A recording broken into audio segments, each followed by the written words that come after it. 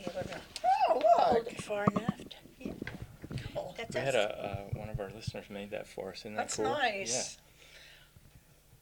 Welcome to the Survivor Fans Podcast. I'm Joanne. Yeah. And I'm Stacy.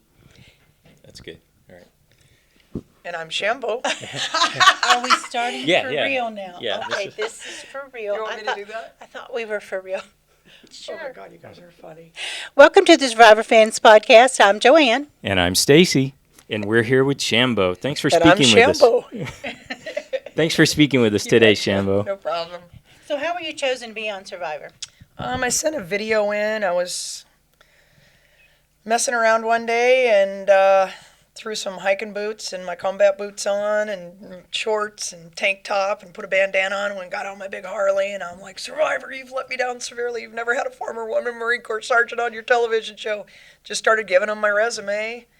And I was a really good athlete growing up, and I was captain of the soccer team, basketball team, track team in high school, and I was in the Marine Corps, and I'm a cook, and I worked in a field environment, avid outdoorsman, motorcycle enthusiast, dirt bike, street bike, love weapons, just started saying all this stuff, and next thing I know, I sent the video in. A couple of friends and family for years that said, Shan, you need to go on Survivor. And I'm like, dude, I know, but I had a shoulder injury as a chef and lived with that for most of my life. And that was my big concern, is I'd go out there and get hurt.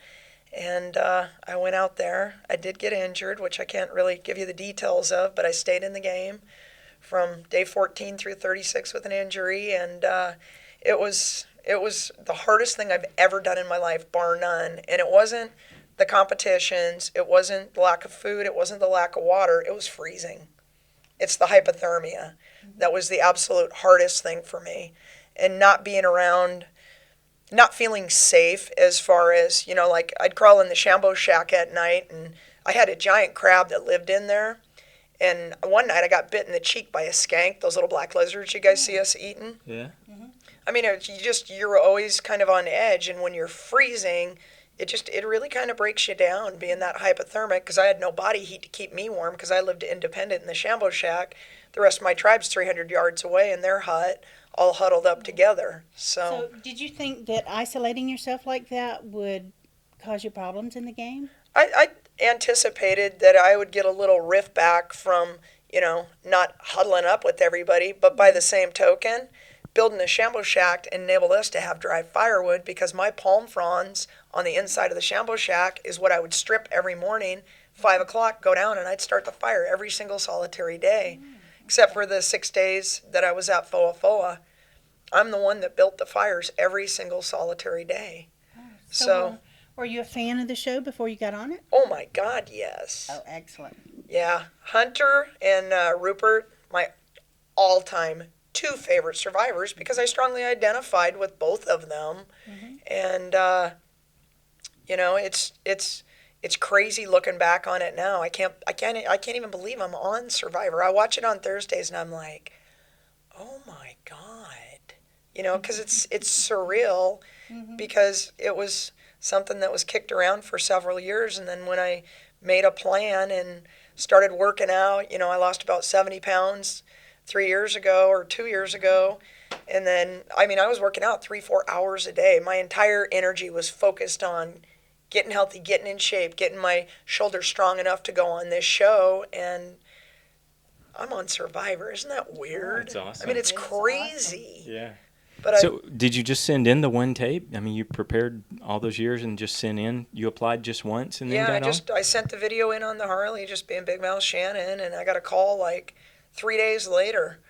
Lady was like, hey, this is so-and-so from such and such, and you look great on film, you're physically fit, you're beautiful, blah, blah. She was saying all this nice stuff to me, and I was just like, I was running on my treadmill. It was like 6 or 6:30 in the morning when this lady called me, and I jumped off the treadmill and my butt hit the ground, and I was like, she's like, do you have a minute? I'm like, I got all day. Yeah. So how did you feel about your edit in the show? I don't know anything about edits. I don't know anything about television. I really, truly don't. I think sometimes they pitched me to look kind of clueless when I wasn't. I don't know, man. I mean, that's editing, Yeah. okay. I think that overall it was a pretty good depiction of most people. There was some stuff that should have been added, some stuff that should have been left out, but that's one humble person's opinion, you know. Was there anything that you wish they had shown about you that you didn't get to see when you were watching?